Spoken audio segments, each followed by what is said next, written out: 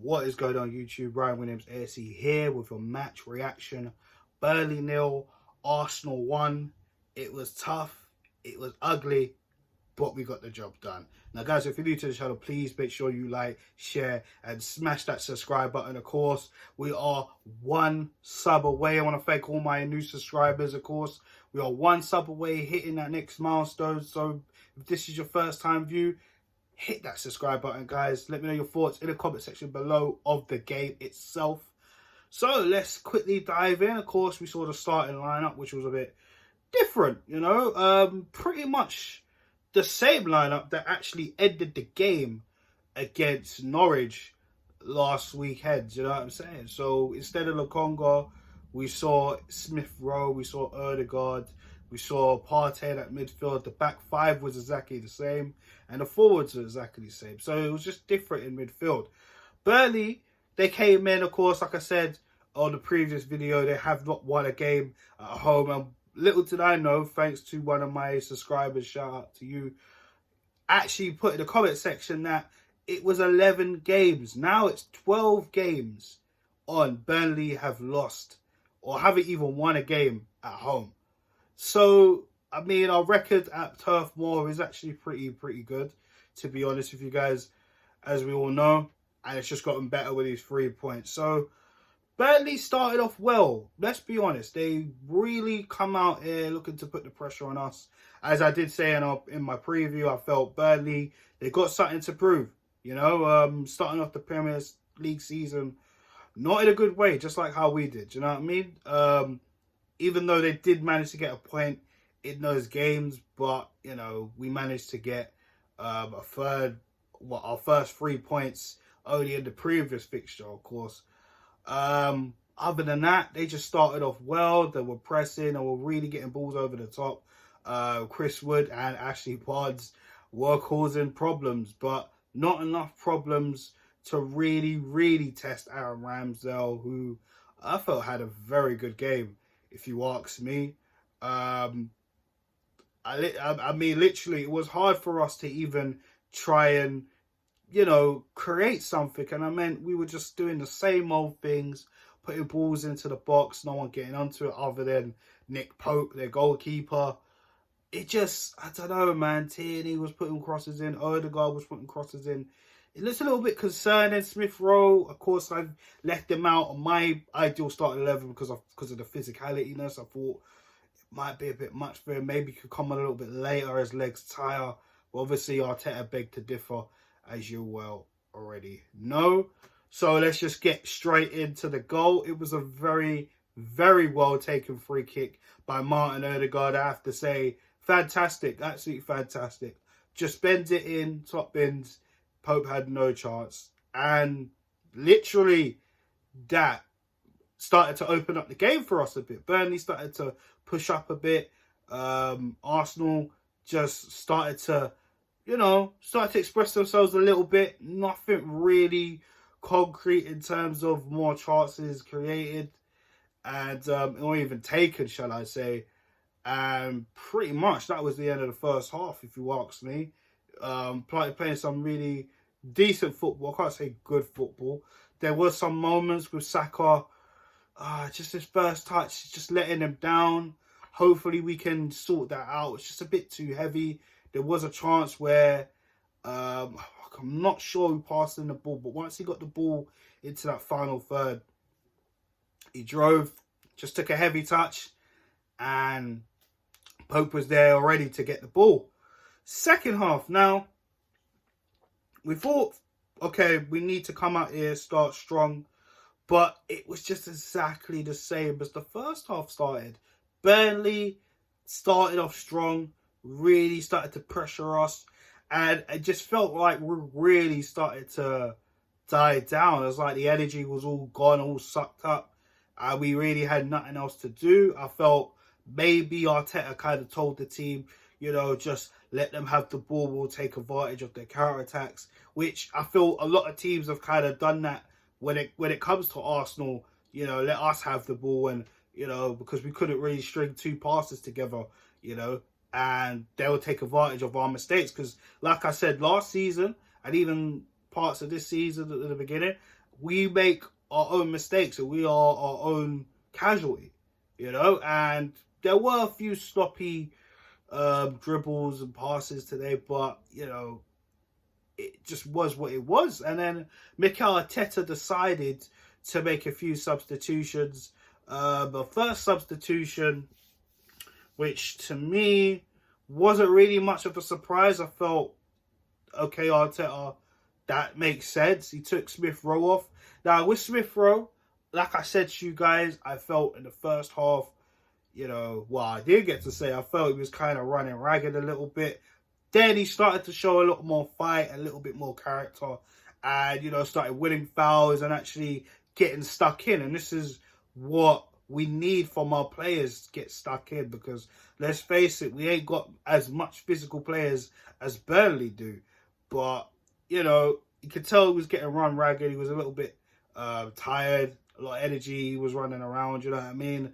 And he also had a shot that, again, was not enough. I'm going to leave it to when I get to Bukayo Saka later on in this review. But I just felt, didn't really have the cutting edge to take that chance. Kind of scuffed at it, really. I mean, it's kind of one of the ones you have to kind of take quickly because the defenders were pretty much onto him. But it was what it was. He came on. Lokonga came on, which I felt we needed to try and control the game because Burnley were taking over when they made their substitutions as well. Ashley Barnes came off for Vidra, and Cornet came on for Goodarson, if that was his name. Apologies if I butchered that. But Burnley just turned into another gear. You hear their home fans. Of course, they're going to support Cornet because this is his debut, of course, after signing him from Lyon this season, which I have to say personally is a very good buy for Burnley. They do need to switch it up, in my estimation, from their perspective.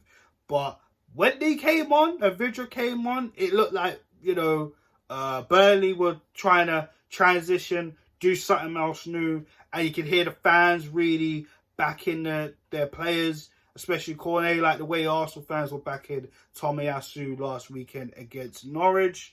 The work caused a little bit of problems, again, being dealt with by, the defenders as well as Ryan Ramsdale. And then, of course, we made more substitutions as the game was progressing. Maitland-Niles came on for Thomas Partey. Kieran Tierney looked like he picked up a bit of cramp. So Nuno Tavares came on. And then, pretty much we just held firm. Within that, we did see a penalty appeal for Burnley. It was a poor back pass for Ben White. Literally just, it looked weak. And I wasn't particularly a fan of that.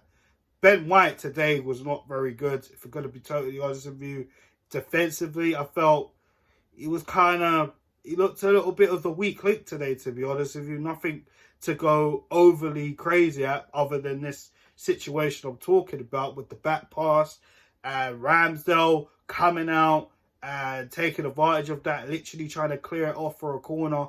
Vidra made the challenge as well. Obviously, he got brought down. Anthony Taylor put it to the spot. A lot of Arsenal fans, including myself, were like, oh, great.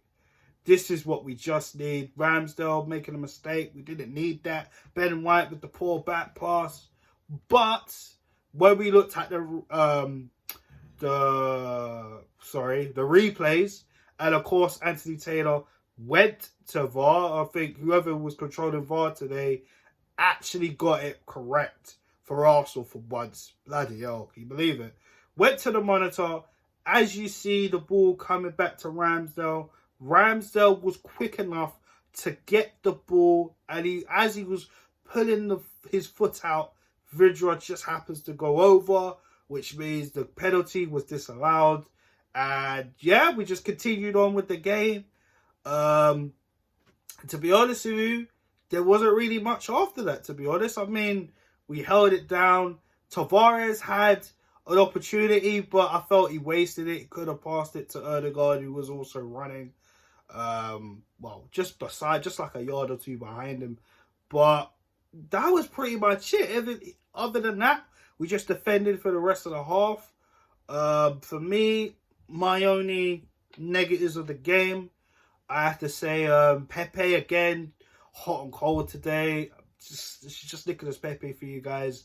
And it's just my personal opinion. I'm not coming off like a Pepe hater or a Pepe lover. He plays for the team. I will support him. But there are things with Pepe I just really worry about, especially like corners. He's not beating the first man and crosses. It's really, really concerning. We had this issue with Hector Bellerin for a while, and yet Pepe can cross, but yet he just couldn't beat his first man, so that's an issue.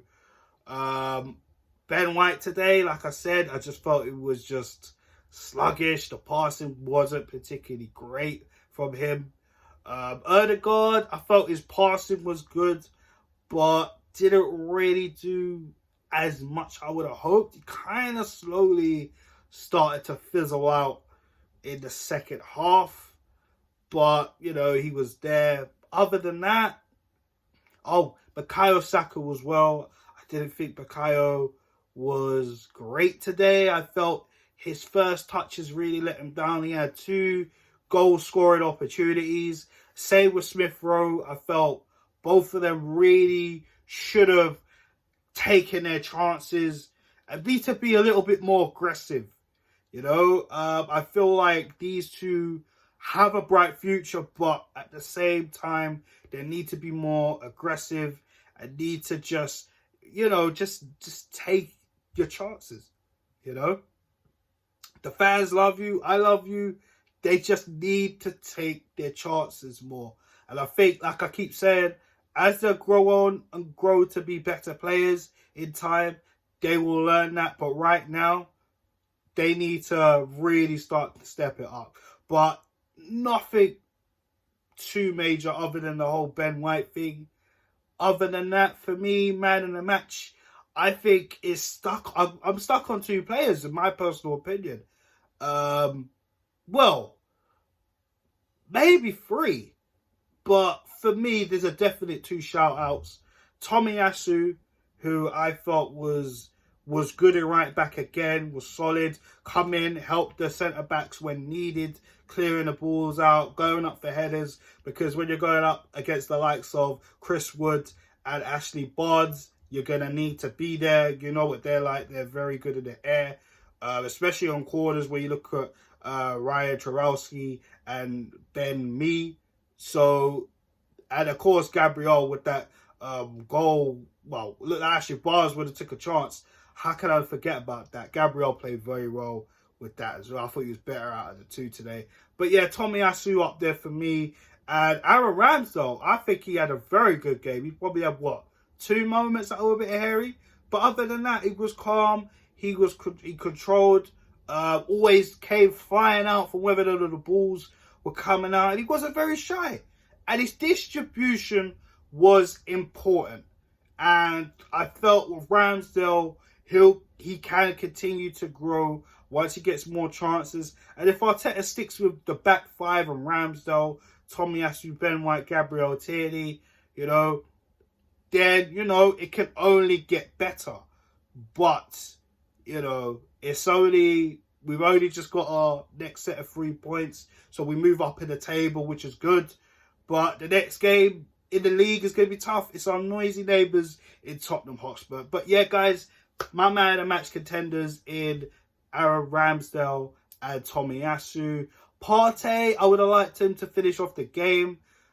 He was another contender, possibly, because I felt, you know, like I said, with him in the game, it is a lot better with him. But, you know, the midfield did kind of go missing a little bit in the second half.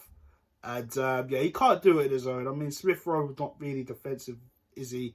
Or the guard. So he did kind of need the help in the Congo, which was helpful. But, of course, he was taken off because I feel the Tottenham game is a must. So, yeah, guys, let me know your man in the match down below. Arsenal getting the 3 points at Turf Moor. Erdegaard with a fantastic free kick. What do you think the 3 points is going to do into the next league game? Is it going to help us get stronger, or you guys still not convinced? Because to be honest, it's 1 game at a time for me. But yeah, guys, Thanks for checking it out. Please like, share, and subscribe. Like I said, road to the next milestone. We are 1 sub away from hitting that next milestone of 150 subs. If you're new to the channel, like, share, and smash that subscribe button, of course. Let's make that happen. Thank you all, and I hope you guys have a lovely afternoon. Peace.